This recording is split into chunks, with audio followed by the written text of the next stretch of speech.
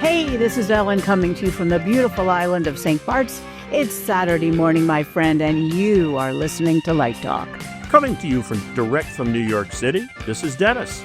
And on this episode of Light Talk, we have a very special guest, lighting designer Mextly Couzins.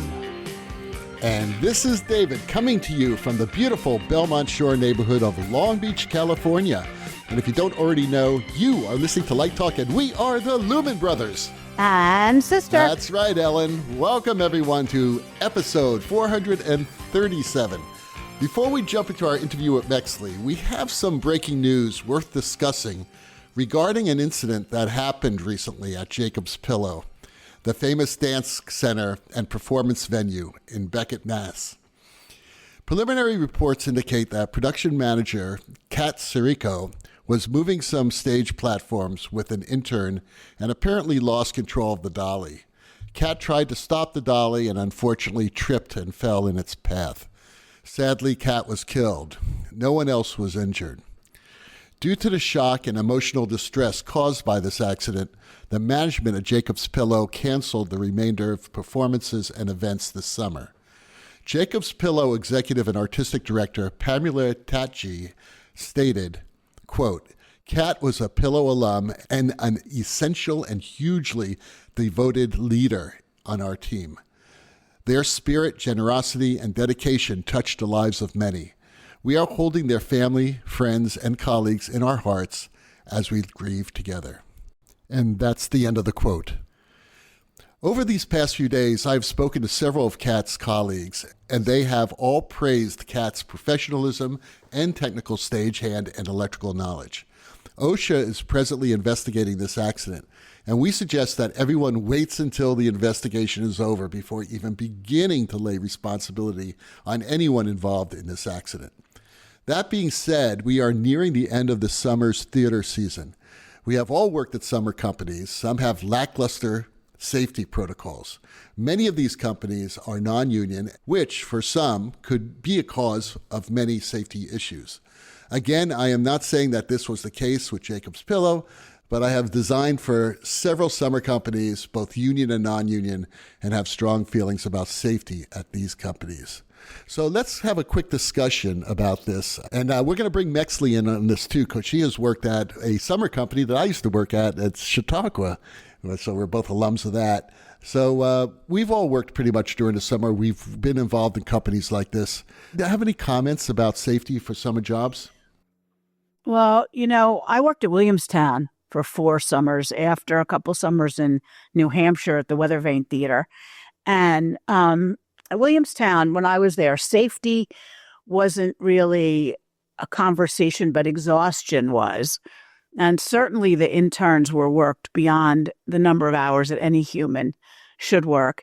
And a couple of years ago, I think it was in 21, which was the first summer season after COVID, part of the crew walked out of rehearsals at Williamstown, claiming that there were unsafe conditions. And it was a big to-do in the newspaper, and the local paper up there, the Berkshire Eagle, covered in a lot of ways. And one of the problems was one of the performances was outside. And while the cast had someplace warm and dry to go, the crew kind of had to wait it out.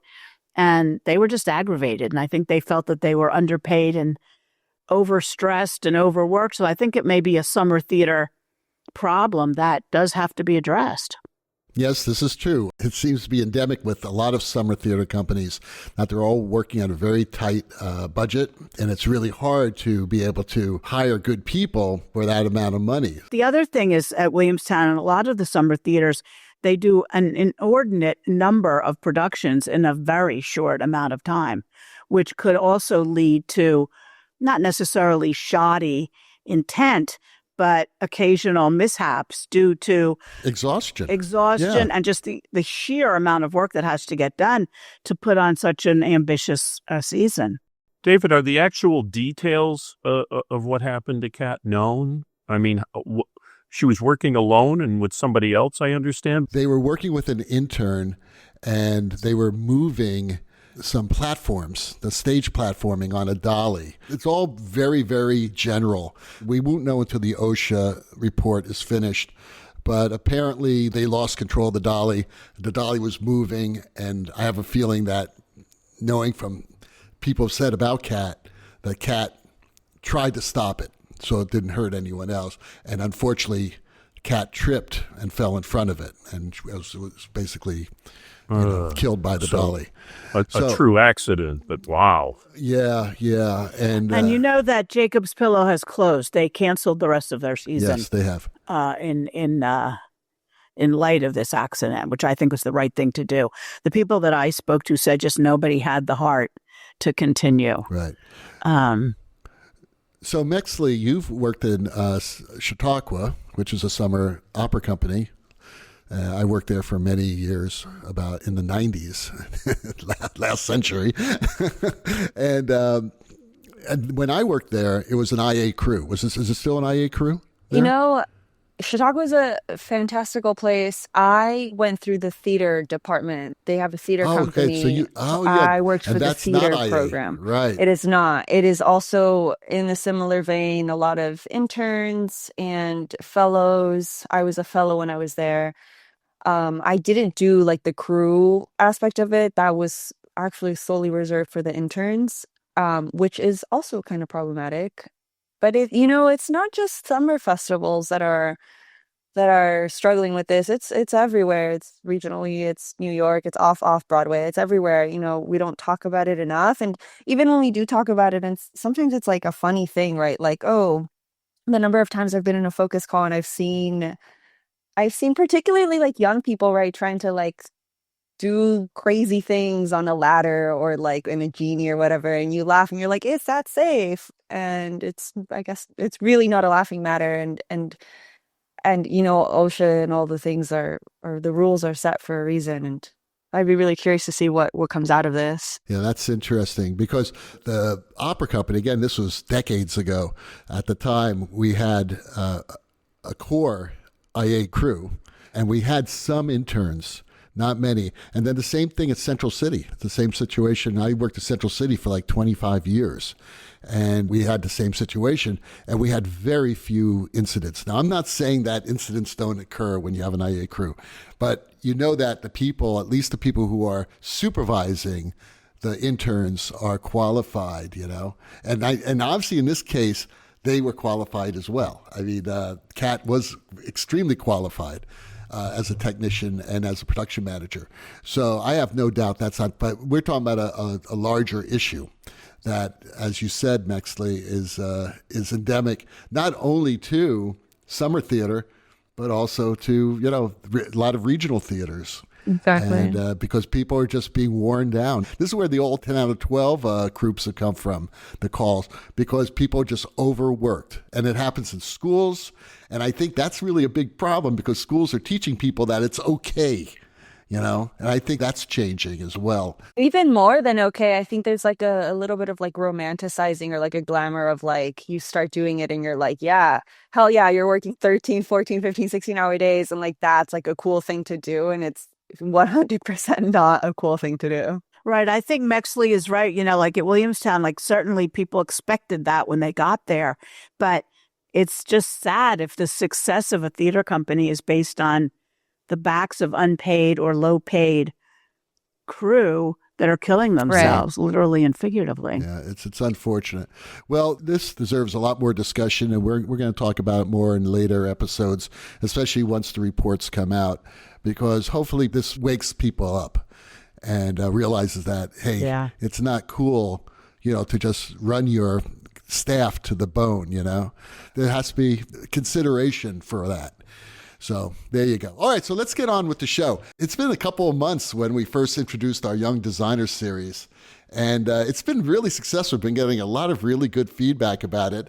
And today we give you the third in this series. Actually, it's the fourth, technically, because we had two people who were on one show, remember? We had the double header. You're splitting hairs. So we're splitting hairs. So this is actually the fourth person in the show. Fourth person, third show. Third show, fourth person. So welcome, everyone, to lighting designer Mextly Couzins. And Dennis, could you tell us a little bit about Mextly? Sure thing. Today's guest, Mextly Couzins, is a brilliant lighting designer whose work spans Broadway, off-Broadway, regional theater, opera, international stages, and a wide range of live performance, including special events, TV, and film. I'd like to give a special thanks to our friend, fellow podcaster Ethan Steinmel, host of Artistic Finance, who brought Mextly to my attention. On Broadway, Mextly designed the lighting for Job at the Helen Hayes last summer. Off-Broadway credits include The Imaginary Invalid, Rheology, and Fiasco Theater's Pericles, A Good Day to Me, Not to You, Straight Line Crazy, Peerless, Tambo and Bones, and she was the assistant for Soundtime's last musical, Here We Are. Regionally, Mextly's designs have illuminated productions at Berkeley Rep, Baltimore Stage, Mosaic Theater, the Old Globe, Seattle Opera, Woolly Mammoth, and Centro de Bellas Artes in Puerto Rico, plus a number of works for the Opera Parallel. Internationally, Mextly has worked at Théâtre des Champs-Élysées and Nuit de Fourvière in France. They are the 2023 recipient of the 1/52 project grant, and she holds an MFA in lighting design from the University of California in San Diego. This fall, Mextly's lighting design for Mexodus, a powerful new musical, will make its off-Broadway debut at Audible's Minetta Lane Theater.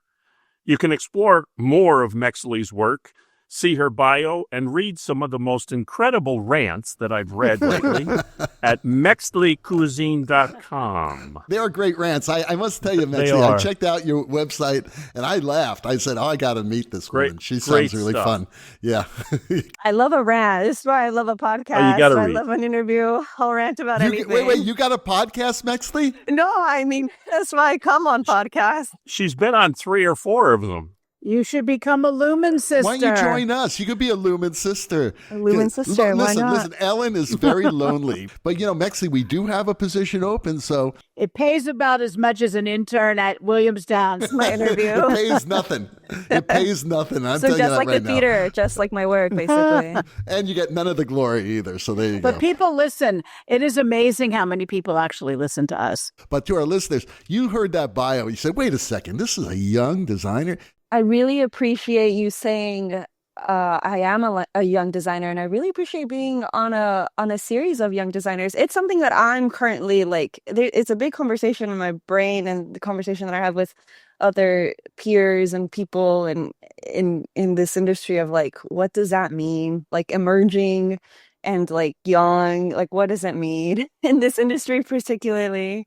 You bring up a good point because you have a lot of friends who are in your generation, around your age group. You're all struggling in New York, trying to, get the gigs and meet the people and all that stuff, right? 100%. Do you ever get a lot of jealousy going on? I mean, are there people who with hatchets behind you and things like that, spiking your food and things you have to watch? You need a food tester. That's what I want. That's it's an interesting point. I have not experienced that in the theater. I think there's a lot of, in my generation, I feel like there's a lot of camaraderie, and I do think that we are happy for our friends, and I think all the work that so many people are doing is so cool. Of course, that's to say I wish I didn't subscribe to the comparison game. I wish that I wasn't like that, but I think we all are. We're all constantly how did that happen, and did this happen because of that, and how come they didn't call me, and whatever, all the things. I tried to stay away from, I tried to not think about it, but it's always, you always do. I don't think anybody's trying to sabotage. I hope. I don't, not that I know of. I'm not aware of anybody trying to sabotage me or others. But it's such a competitive field. But I think we as a generation are starting to believe the fact that I think there's enough work for everybody. Everybody can do it, and there's so much, and there's so much lighting that you can do, not just in the theater. There's so many avenues that if you love a certain part of something, you can do it, and you can bring your friends along the way as well. So there aren't a lot of little Eevees coming around there, like, looking to Stealing your jobs. it's stealing No. your job. No, I don't feel that. Well, that's refreshing because let me tell you, when I was there, it was cutthroat.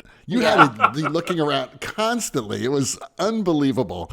Yeah, I still have to get shaky about it, sometimes. I'd be curious to talk to people about it too. Like it's something I don't necessarily experience or that I see, but you don't know how you even get a job, let alone how you don't get a job. So I don't know what the backside of it all is. Well, what is the secret? I mean, you've obviously got involved with this incredible job that we've heard nothing but great things about, and you're doing a lot of work in a lot of areas. So what do you think your secret is? I think the secret is to be yourself. I think it's about authenticity. In a world where like in this industry where like you are your brand and like you and your eyes and your guts and like your aesthetic is you. There's nobody else like you, so you might as well lean into that. And I think that's if there's any secret, I think it's that. I think it's important to point out, we talk about young designers and emerging designers and whatever kind of description, but I have to give people a little timeline that we probably should have put in your bio. And correct me if I have the dates wrong, Mextly, but you received your MFA from University of California at San Diego in 2020. March of That was 2020. five I Yeah, years. the graduated. eve of COVID. 5 years ago. Not only that, but I graduated right at the beginning of COVID. God, I was an assistant lighting designer for my first 5 years. You got a Broadway show. Yeah, no, it's crazy. You entered show business into a global pandemic where there was nothing going on. It's crazy. You moved to New York in 2023. You designed this off-Broadway job at the Soho Playhouse. That moved to the Connolly Theater the following year. That was well received and transferred to the Helen Hayes on Broadway in July of 24. It's true. Less than 5 years after you graduated and before you were 30. It's true, That which is was a huge. unbelievable. Unbelievable. It is crazy. It is crazy. I graduated in March of 2020. I hung out in LA with my family for about a year and a half. I moved to New York September of 2021. And then I met Michael and Max, the fine folk over at Job in the summer. I was assisting Natasha Katz on Here We Are when Michael reached out to me and was like, "Can you do this show?" It was amazing. I was like, yeah, I want to design the shows at the Soho Playhouse. We were crawling around, plugging lights in, dusty, dirty floors. Like I was programming it myself through like a little hole in the back. Wait a minute. Hold Like, that thought.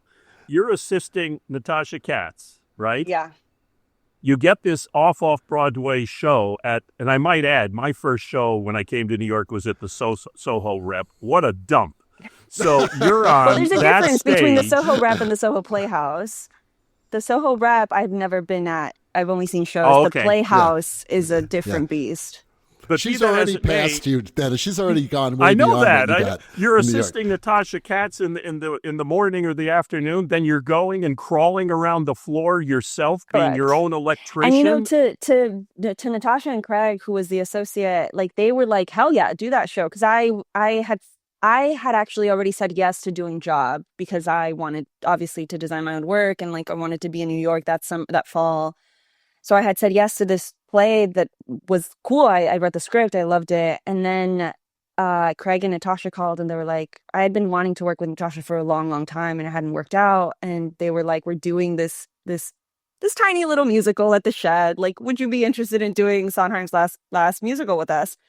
And I had a moment where I was like, oh, like I really want to stay true to my word. Like I had already committed to this other project, to this tiny project that obviously wasn't paying us any money, but it was with a cool group of people in a cool play. And I was like, I don't know what to do. I had a friend, a stage manager friend who was like, you're insane. He was like, you have to do Here We Are. Like, that's like a once in a lifetime opportunity. You have to do that show. You have to get out of this other thing. And I was like, well, I don't know. Like, I already said yes to it. I talked to Craig and Natasha and they were like, do it. Do both. Why not? Why not both? And I was like, okay, I mean, if you're game, I certainly can do both. Like, that's no problem. And I talked to the producers at Job, and they were like, okay, we'll work with your schedule. Because, I mean, they were all theater people as well. They were all obsessed with this. Here we are. So they were like, hell yeah, do that and do our show. And it worked out, thankfully. And when I did that, it sort of like blew up. We didn't know we didn't even know how long it was going to run, like that they could afford even a week or 2 weeks or whatever it was. And all of a sudden they were like selling out, and they were extending and extending. When we closed at the Playhouse, soon after, I think it was a couple months later, that we got the slot at the Connolly, R.I.P. the Connolly, before they didn't accept kind of interesting work. We did it at the Connolly, and that I was able to do it, obviously, like spend my all of tech time there, and I still programmed it myself, but it was a little bit more supported. And when we were done at the Connolly, we had done over 100 performances. Like we were sort of like, okay, we did it. We've done what we thought we came here to do. Like both Sydney and Peter, the actors, were like, okay, like I mean, it was a hard play for them to get into. It's heavy work. So I think they were also tired, and nobody expected this to happen. That it closed, I don't know, like January, February, March, around March of whatever year that was, 2023, 2024 maybe. And then I got the call that we were going to move it to Broadway April 29th. I remember, because I was in LA with my mom on her birthday, and a lot of very good things happened to me on my mom's birthday. And I got the call from Michael, and he was like, hey, I'm going to patch you in with Max. And Max is on the other line, the playwright. And they were like, how would you like to make your Broadway debut with Job? I was like, what? Like, when? They were like, July. It was April. It was basically July, and they were like, we're doing it now. Away. I love it. Yeah. And I was like, well, if you're serious, I've got to get out of some stuff. Like I had a full summer packed. So I moved things around, and obviously I was able to do it. And it was beyond like what I thought it was going to be. It was the coolest experience. And like, if I could be a Broadway designer for the rest of my life, it would be amazing. That would be awesome. Just backing up a second. So the director of Job is Michael Hurwitz. How did you meet him and get involved in this project, even on the off level? Yeah, he sent me an email. I think he was cold emailing a bunch of designers that he was interested in. I don't know if he had seen my work before, or if it was just through word of mouth. Like I had done the way I remember it is I worked on Camelot at the Beaumont in Lincoln Center with Lap, and the associate director, Isabel Perry, is friends with Michael and some of the producers at Job. And I think when Michael was asking for recommendations, she gave him my name, and I remember him telling me that he was like afraid, or like a little bit like intimidated to reach out to me, because he was like, no way she would do this like scrappy show. And I read the script, I met him, we met at a coffee shop, him and Max, and we hit it off. And I was like, yeah, of course I want to do this show. Like, I love it. Like, I love a DIY project, but I also love a good play. So it made sense. I was like, I have nothing else to do. Why not? So a lot of young designers would love to move to New York and work with Lap and Natasha. How did you get those original connections? That's what our listeners want to know. They're sharpening their knives right now, and they're thinking, how did you get involved with Natasha and Lap? So much of it is like mysterious, I think. Like, it's 100% like word of mouth. It's like doing work and hanging out with the people that you're like vibing with, right? Like you start to make a little group of friends that you like and like your work. And I think through that, you just never know who's talking about you and who's saying good or bad things about you. You really never know. But I think like both Lap and Natasha I met through grad school. When I was in grad school, Lap had done a couple shows at the Playhouse, at the La Jolla Playhouse. And so I had kind of met him, but we weren't like, I had never worked with him. And it wasn't until I moved to New York, or I was like making the move to New York, that I have a friend also who's a lighting designer, Masha Zimring, who somehow, funnily enough, like was subletting an apartment that Lap and his wife owned in New York. And like they started talking, and Lap was doing a show. At the time, it was that was my first show actually in New York that I did. It was Kimberly Akimbo at the Atlantic off Broadway. He was the original designer for that, and he was looking for an associate or an assistant. I even think it was kind of low low budget. And he was like, do you want to come? I heard you're moving to New York. And I was like, yeah, I am actually moving to New York. I would love a job. He was like, do you want to come work on the show? And so I did that with him. And then the following year, I think, was Camelot. So that's how I met Lap. And then that's how I met Isabel, and that's how I met Max and Michael.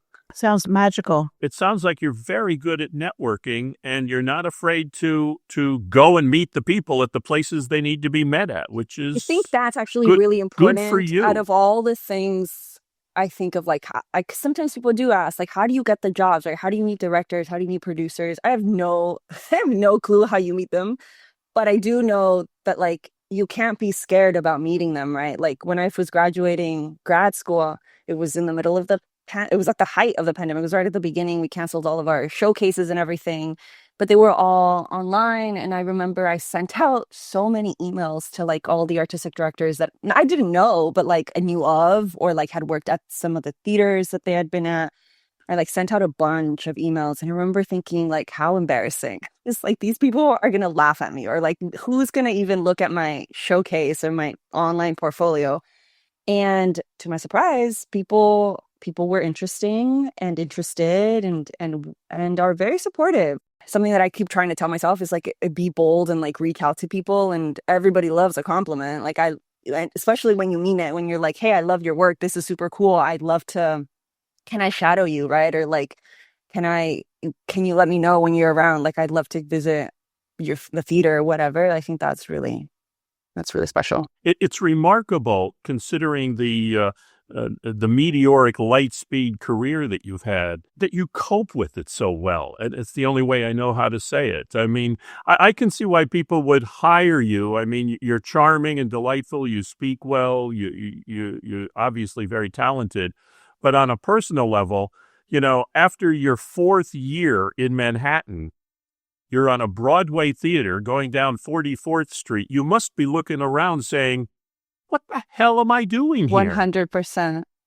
Totally. It was so surreal in that moment, like getting out of the subway and like walking up to the Helen Hayes. Like, it's just, I mean, I dreamt about, like, I haven't been doing this for that long, to be honest. Like, I did not know that theater even existed when I was an undergrad. Like, I have a degree in pure mathematics from school. Like, I did not think this was going to happen.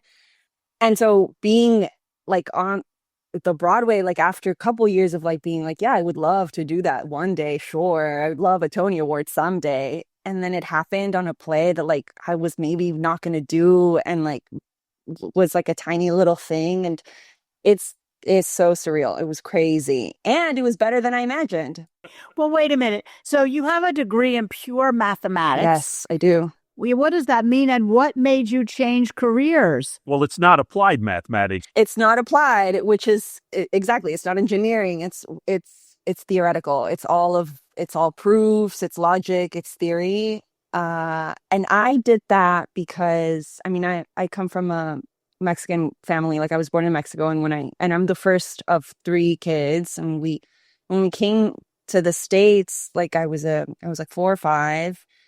And I grew up in like the public school system, and the biggest dream I had at the time when I was a kid was to go to college, because like some advisor in middle school was like, you might want to look into college, think about college, and like something she said was like, if you're a really good student, you could go for free. And that was sort of like, that was crazy for me, because I don't come from money or like well off, so like to go somewhere and go study was like crazy. And I've always been a good student. Like, I like working hard. Like, I like school. I like homework. I don't mind it. So I got a scholarship and I went to school. And the only reason I did math was because I liked calculus in high school. And so I thought that would be a fine major. And I started as undeclared. Like, for 2 years, I didn't know what I wanted to do. I never knew what I wanted to be. But I knew like when I got into college, I needed a real degree, quote unquote, because my parents were like, you have to have a job, like a job, a career. I don't know what I would have done in the math department, but at that moment, I didn't know theater existed. I didn't grow up doing it, and I didn't know, let alone lighting, or that you could have a career in this profession. Well, Dennis doesn't know that either. I still can't figure it out. I don't know. Look, but the crazy thing is, so you're, however old you are, 22, 3, whatever, you get a BS in pure mathematics, and all of a sudden you say, what am I going to do next? Oh, I think I'll go into theater. How does that happen? You I know, mean, I know how it happens because I was pursuing a degree in pre-med. And yeah, after 3 years of that, I said, this sucks. I'm going into music. yeah. But how did you end up going into theater? I took a class. I took like a general education class that I needed for to satisfy some requirement for my major. And I grew up, I took some dance and voice lessons when I was a kid, like through an after school program. So I knew a little bit of that world, and I decided to do a dance class because I thought that was fun and like as like a hobby kind of thing. So I took a dance class, and part of that was that I had to be a crew member for some production that the students were producing. And it was like a lottery style, like you signed up for the class, but you got called up by your name or number, and you like signed up your name in this like giant, I remember like a giant paper with like all the shows and like the crew positions per show. And the first show that I could do with my schedule and the first position available in that show was light board operator. So I like signed my name up, but it's so funny. I can think back to that moment and be like, I did not know what those words meant. Like light board operator, like strung together. I had no clue, but it didn't matter. I was like, I'm doing this for a class. It was like 2 credits. I just needed to do it.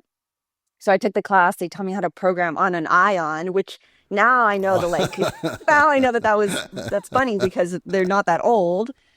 But I learned how to program, and that was the first time that I was like, oh, I've always wanted to be an artist. I'd always wanted to be like a painter or a singer, all the things. Like I love art, and it's nothing stuck. That's not where my gifts lie. And when I was doing lighting, I was like, oh, this is painting, but it's physics and it's math and it's science, but it's art and it's paint and it's light and it's color and it's angles. All this, it just like clicked in my brain and it made sense.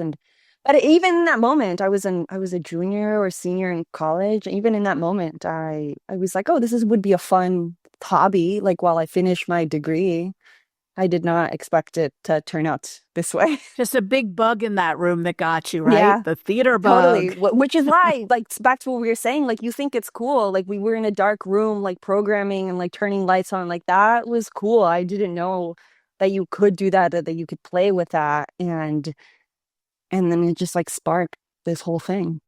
Was there some person, advisor, mentor, whatever, who you'd care to mention, or not if you don't want to, Well, who might have inspired you to go in that person, direction? yeah, the first person, there was a couple of the graph students at UC, because I went to undergrad at UCSD as well. I took a year off and then I went back to do the master's program.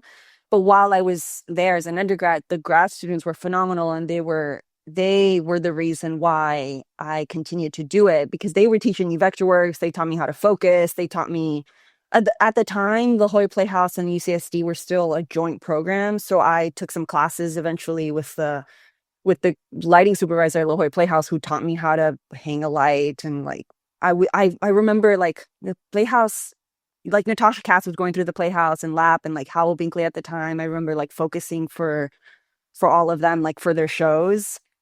At the time, little did you know. And I had no idea who they were. Like I didn't know that they were these like superstars. And good thing I didn't, because I maybe would have been a lot more shy or awkward. But I didn't. I just was like, cool, like hang a light, focus it, awesome, sounds fun, can do that. Good for you. Good for you. Yeah, really. It's very impressive. I guess to say, though, the grad students, like there was one particularly, Brandon Rosen, who to this day is like one of my dear friends. But I remember him being like, him and Joel Brick, who were the grad students like 2 years ahead of me, were like, if you wanted, I remember talking to them and I was like, I want to do this. Like, I think I would like to do this. I just don't know how. And they were like, just do it. Like, if you want to work in the theater, just get a job in the theater, even if it's box office or whatever, a volunteer, whatever. Like, if you want to work in the theater, there's certainly enough work to do. You just have to do it. And I think that sort of like opened me up to be like, oh, you mean I can do it? I didn't know that I could, but now you're telling me that I can. And that's powerful. Well, I just wanted to ask Mexley about, being bilingual. if she is, and if she wants to do work in, other languages. I would love to. I have a big goal to work in Mexico. In Mexico City would be amazing to do any work. Honestly, anywhere. I love visiting new places in different countries, so I would love to. When I was in Puerto Rico, I did West Side Story a couple years ago, and that was the first time I designed in Spanish. Like I was talking to the crew and everybody in Spanish. But prior to that, the reason I got that gig is because I went out to Puerto Rico with Corey Paddock to do a show that we did in the Heights in like a coliseum, like an arena. And I was calling follow spots for him. And I did that in Spanish. And that was the very, very first time I spoke in Spanish to anybody in this industry, which is wild because the terms, I don't know all those terms in Spanish. Right. But I know them in English. Yeah, the answer is yeah, I would love to. So now that you are an established theater artist, Thank you for saying that. Acclaimed. Thank you. In your short but meteoric career, what have you seen, either on Broadway or in the regions or wherever you've worked, that you want to change as an artist and as a theater professional? Oh, that's a loaded question. Change as like a culture, that's huge. Or evolve. It doesn't matter. Whatever you want to see happen to the industry.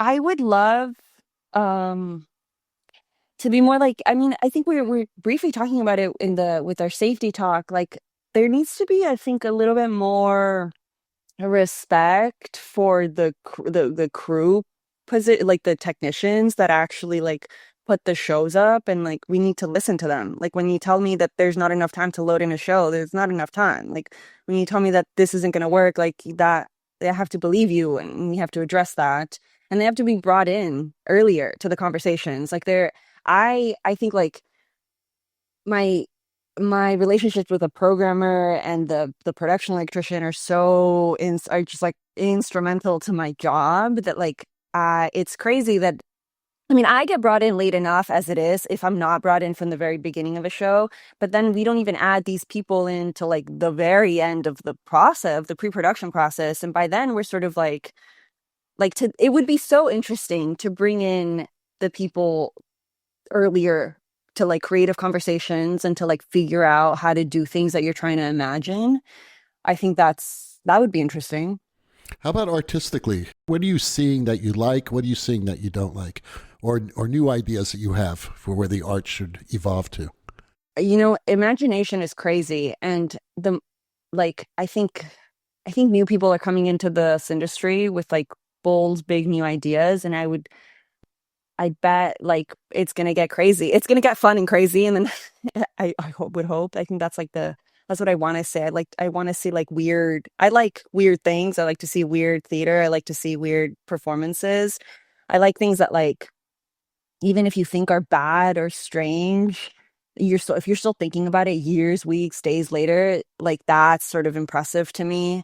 Things that are odd and like out of the box. I like to see things like, I'm always critiquing my work, and so I'm always critiquing everybody's work. It's hard to see a play or a theater or anything and like not be staring up to the grid, or like to see something and be like, oh, how did they do that? Like, what was that? Where did that come from? How did they do that? That's what I like. Do you want to fix it sometimes too? Right. Sometimes I'm like, oh, this was bad. Like, that's not what I would have done. Like, that light didn't make sense, or that cue, or like, who fucked it up? Was it the stage manager? Was it the lighting designer? Like, what happened there? Mextly, that certainly. never changes. No, I was on I know a it cruise ship doesn't. watching a show with my wife, and we were watching this, and it was a great show up to the last 5 minutes. They totally fucked up the ending, and Yeah. we're just both shaking our heads saying, oh, should have ended this show 5 minutes ago. When I see that follow never ends. spots going crazy. You were ready to jump overboard, right? Oh my God! No, I was going to jump overboard. It wasn't worth it. Definitely, yeah. That never changes. It's and I always like to ask this from young artists, because you are the future, and your colleagues, the directors you're working with, you guys are going to change everything, and that's fantastic. That's why I love it. I love seeing new work. Do you have, what are your concerns about AI? Do you think your job's going to be replaced by AI? Well, I don't know if it's wishful thinking to say this, but I don't think so. Like, I think that what we do as theater artists, you need humans. Like, you need humans to make the work.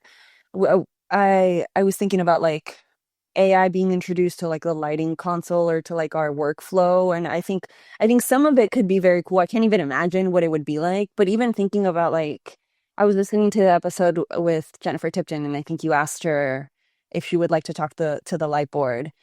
And even before she answered, I was like, no, hell no. Like, I don't want to, I don't want the light board to like, for me to say something in the console, then input something else. I think I really love the chemistry and like the human aspect of it all. And like, I love a good mistake, like an accidental something that looks beautiful is so good. And if you can't get that, then like what are we doing? And like the relationship between me and a programmer or a designer and programmer, like I don't want to tell you exactly how to do it. I want to explain to you maybe what I think, and then I would hope that you as a programmer also is coming at it like creatively and collaboratively, and is like, what about this or that or these other things? And I don't know, can I do that? Maybe, but I don't know. I don't think that they'll replace us. I hope not. I don't know what that would look like. You seem to have a number of skills, which, let's face it, any designer needs to have. But what do you consider the one superpower that you have as a lighting designer that will always save the day? Are you asking me specifically, or lighting designers as a whole? You specifically. I have no superpowers other than being the master of bullshit. But well, I think that's a super. It really is, and I think I think about that because I'm like, what sets us apart? What makes us different?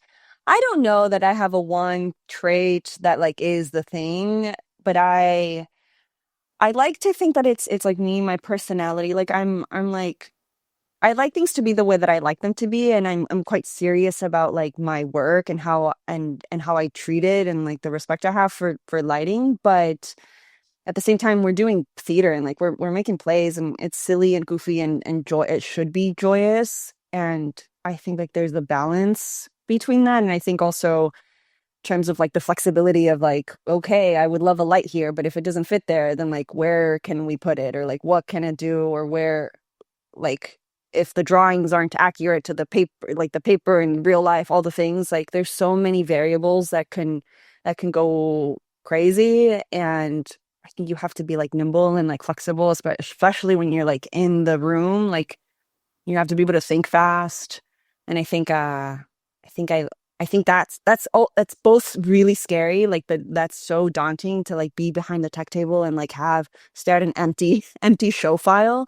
So scary, but it's also the most exhilarating to like be in the hot seat, and like a director's telling you things and you have all these ideas, and the playwright's doing these things, and like, and you just sort of like, okay, I'm going to start. Sometimes this is what I do. And I'm like, I don't even know what I'm looking at. It's messy. It looks like crazy. I don't even know. We've tried this. We're on option 23 and we still don't know what we're doing. Like, let's start over. Clear the command line, sneak it all out, like get rem dim, like let's like start over one light at a time.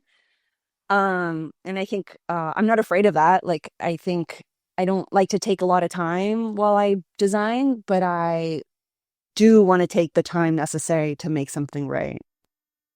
That's a great answer. Oh, and I don't know God. how many times we've gone over this, David, with more, shall we say, senior designers that still haven't figured it out. Yeah. I hate waiting. I think what you just said, though, that you're not afraid to start over is really brilliant, because it is all about the process. Yeah. And it's all about creating light and creating mood and creating atmosphere and creating movement and everything that lighting and theater does.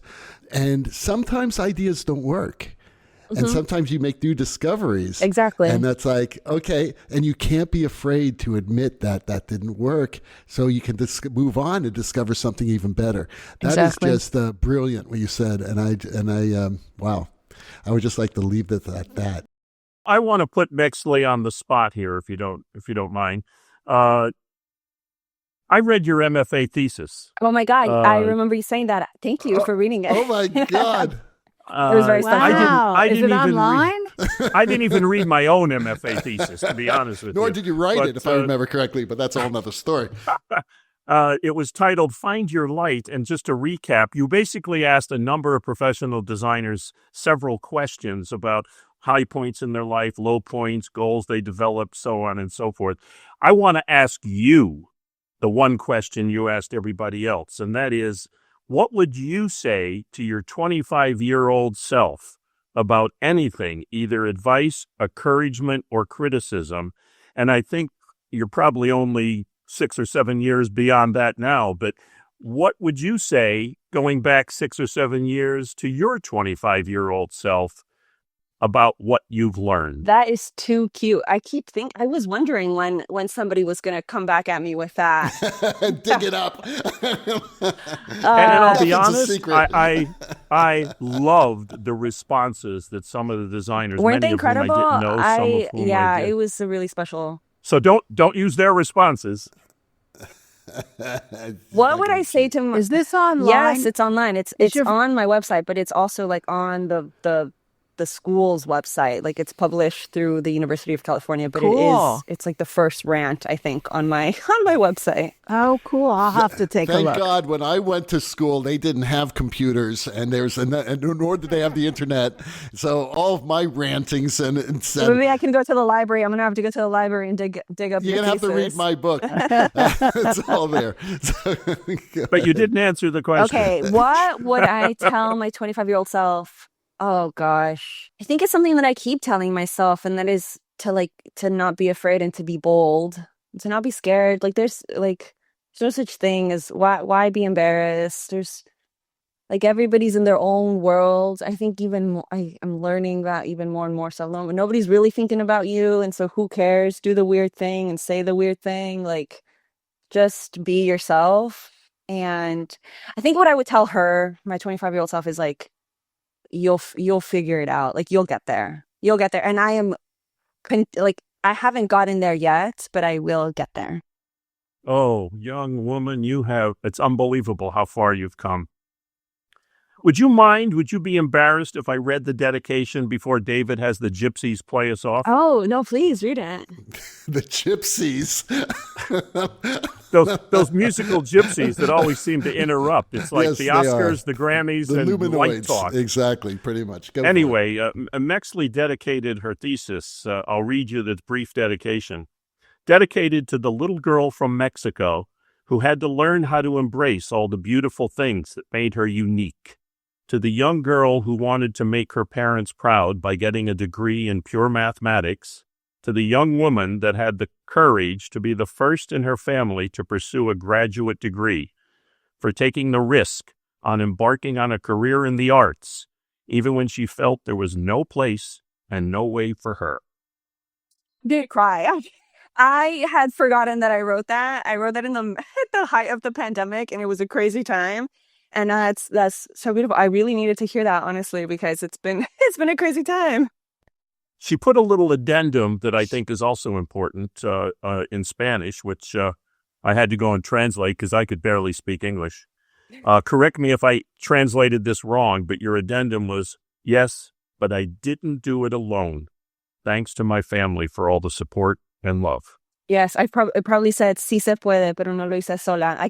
Yes, you can do it, and you can't do it alone. But I didn't do it alone. It's so true. It's very true. And I think that's important for all of the young people because our audience is a lot of students, and it's great that you took the time to give them advice. But I think it's important for all of them to know none of us work in a vacuum. We all need to collaborate and work together. I think just the last question should be what advice she would give to the kids getting out of school today. I think that advice for kids coming out of school would be just do your own thing. Eventually something's going to stick, but you've got to stick through it. I think something that somebody said for my thesis was if you're picking this career, you're in it for the long haul, and it's a long, long career. And even when I was I think working on Broadway was sort of the beginning of me being oh, this is actually, sure, that could have been my first show, but the mountain is so steep. To get to get to where you think you want to go. Like it's a long process, a long career. In one of your rants, I think you said it very succinctly, and I'm not quoting, but I remember you saying, you're not in it for the money, you're in it for the love of the work. It's true. Well, you can't be in it for the money because there's no money. You're true. the only one earning money, Dennis, because you're in broadcast lighting. We're in the theater, okay? Even when you're in Broadway. I'm in that filthy television money. You're not making a lot of money. You know, Let I me have tell two you things something. to say about this. One is that actually I have worked for LDG. I work with LDG sometimes. I don't know if you knew that, Dennis, but Mike. I did not. Where, when? I work with Mike sometimes, Mike Grabowski. Grabowski? Yeah, he brings me great. on to assist or to cover for him sometimes. I really enjoy that line of work. Two is that now I have started a company with my partners called MXD Lighting, and we focus more on like special events and all other kinds of things that are theatrical, but not necessarily in a theater space. And I think just to like circle back to like, there's so many avenues of lighting. Like theater pays what it pays, and musicals pay, and operas pay, and dance pays whatever they pay. But there's a world where you can actually make a little bit of money doing lighting. Who's your partner? His name's Manuel da Silva. He does dance, he tours, he programs. He's a lighting fellow as well. Awesome. Great. We've got to get him on the show. Yeah, why don't we bring him on the show too? Absolutely. So, thank you, Mextly, for chatting with us today. And what you hear in the background, the rocking sounds of the Luminoids, they're not gypsies, Dennis. They're not gypsies. But what is a luminoid? The musicians, the Light Talk Band. Hey, I've never been asked to be in the Light Talk band. So as far as I'm concerned, they're a bunch of Macedonian gypsies. Okay, we're all luminoids. Yeah, really. I'm going to have you guys all do a track. Oh, I thought it was the iguanas and the monkeys, but there's someplace else. No, that's not the iguanas. They're not playing the instruments. We actually have we're all, okay, I'm not even getting into it. Okay. Ellen, you're getting him all flustered. You got me all I flustered. know, and he's gotta selling end his the show. organs. He's selling his organs on Facebook today. I can't believe it. But not all my organs. I've got a bunch of organs. I'm keeping my liver and I'm keeping my pancreas, but I'm selling the rest of them, okay? All right. Mextly saying, That's too I don't want funny. to be involved. I don't want to be involved in this. This is a mess. So shall we try this again? The rocking sounds of the Luminoids tell us that once again you've spent another morning listening to Light Talk. You can hear our show on just about every podcast site out there. Check out the website at lighttalk.org and be sure to follow us on Facebook. And don't forget to subscribe to our podcast. That way you will not miss a second of Light Talk insanity. No guarantee is offered regarding the accuracy of any statements or opinions made on this podcast. However, if you do decide to litigate, you will have to deal with me, Snoot, from the Snoot Group. And don't get it twisted. Just because I married one of these losers does not mean I will go easy on you. So don't fuck with me. Thank you, Snoot. I know you're enjoying connubial bliss. Light Talk is written and produced by the Lumen Brothers and Sister. Thank you, Ellen.